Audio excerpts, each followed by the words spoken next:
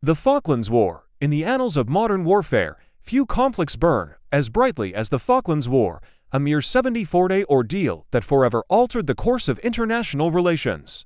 Disregarding a history spanning over a century and a half, Argentina decided to invade and occupy the Falkland Islands, a British overseas territory. The repercussions were swift and decisive, with the United Kingdom launching a military operation that culminated in retaking the islands. Before we dive into this whirlwind of conflict, let's first explore the roots of the dispute. The story begins in 1833 when French, Spanish, and Portuguese sailors stumbled upon the islands.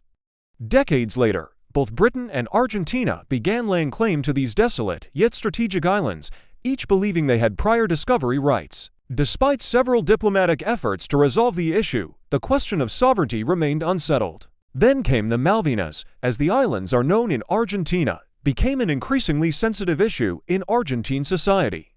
And as the nation grappled with internal turmoil in the late 20th century, it found a rallying point in the perceived British usurpation of these islands. On April 2, 1982, Argentina made its move.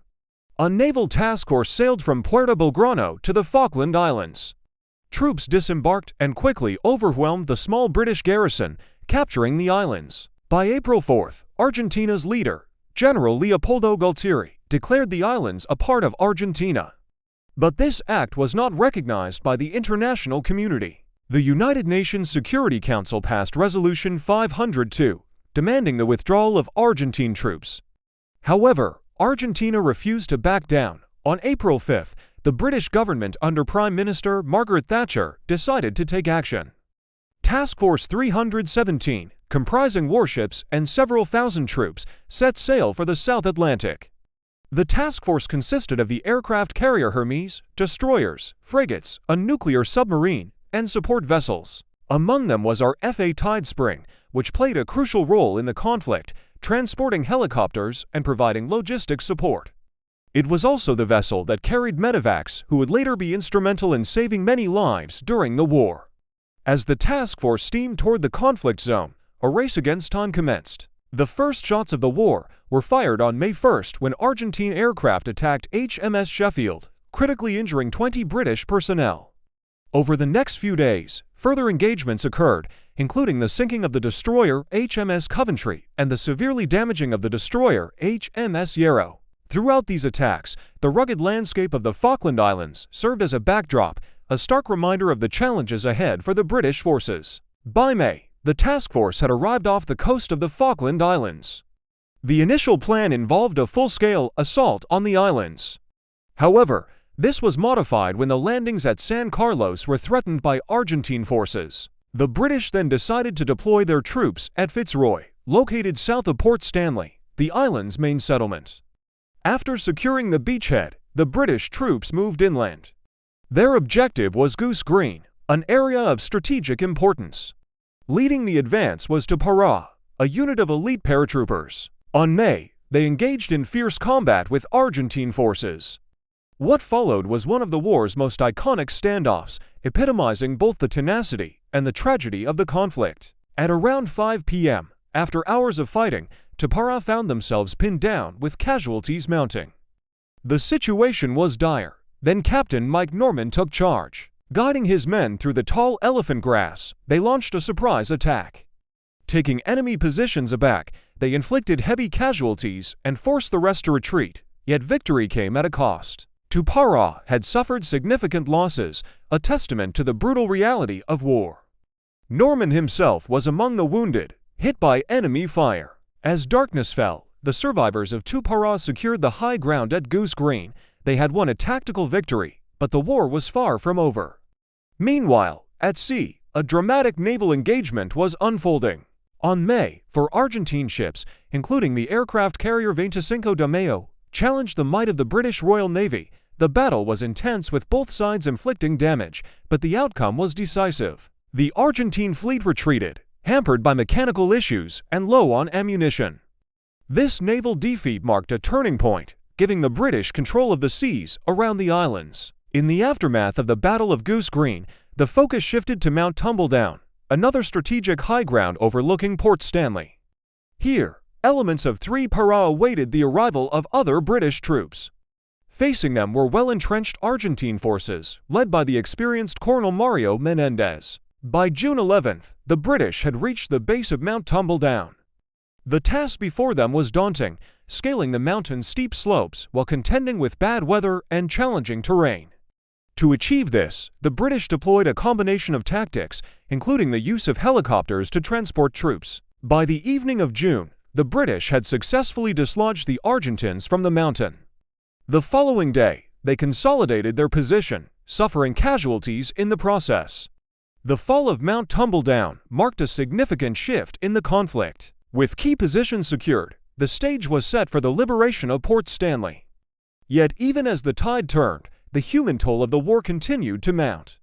Throughout the conflict, medical staff on both sides played a pivotal role. On June 14th, a joint Argentine-British medical team worked tirelessly to save lives aboard HMS Uganda, a hospital ship. This act of cooperation amidst the fury of war was a powerful testament to the universality of medical ethics. As the war raged, diplomatic efforts also intensified. On June 11th, the Foreign and Commonwealth Office in London received a message from Buenos Aires. Argentina proposed a ceasefire with the handover of Port Stanley to be negotiated. The British government, however, rejected the offer. Thatcher's stance was firm, insisting on the complete withdrawal of Argentine troops from the islands. On June 14th, a significant breakthrough occurred. Elements of 3 Para, led by Major General Sir John Moore, advanced into Port Stanley. Encountering little resistance, they swiftly raised the Union Jack over the town hall, signifying the effective liberation of the settlement. However, sporadic fighting continued as Argentine troops retreated towards the hills. In the final days of the conflict, the war's toll on both sides became increasingly apparent. On June 19th, British forces closed in on Port Stanley, encountering pockets of Argentine resistance. One such engagement occurred near the town's cemetery, where British troops uncovered mass graves containing the remains of Argentine servicemen who had died in the conflict. Amidst the somber discovery, the humanity of the conflict came to the forefront.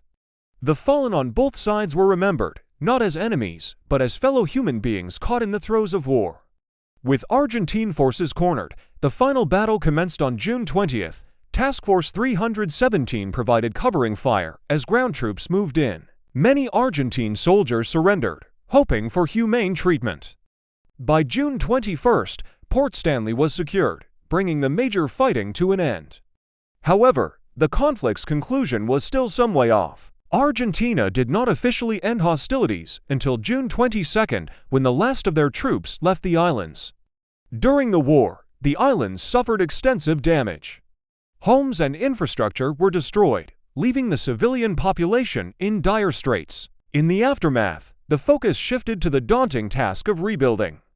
International aid poured in, helping the islanders pick up the pieces and begin the long process of recovery. In the weeks following the war, 747s carrying British dependents flew into RAF Mount Pleasant to join the returning islanders. Schools were set up in temporary classrooms, and the community rallied together to clear debris and restore essential services. The legacy of the war extended beyond the battlefields and living rooms of 1982. In the years following the conflict, the world bore witness to a new era in international relations. The Cold War's grip was loosening, and nations began exploring avenues for peaceful coexistence. This shift was symbolized by the historic handshakes between Thatcher and her former adversary, Argentine President Raúl Alfonsín. The gesture was a powerful testament to the potential for reconciliation. The Falklands War was a defining moment in the 20th century. In just 74 days, it encapsulated the intensity, the tragedy, and the complexities of modern warfare.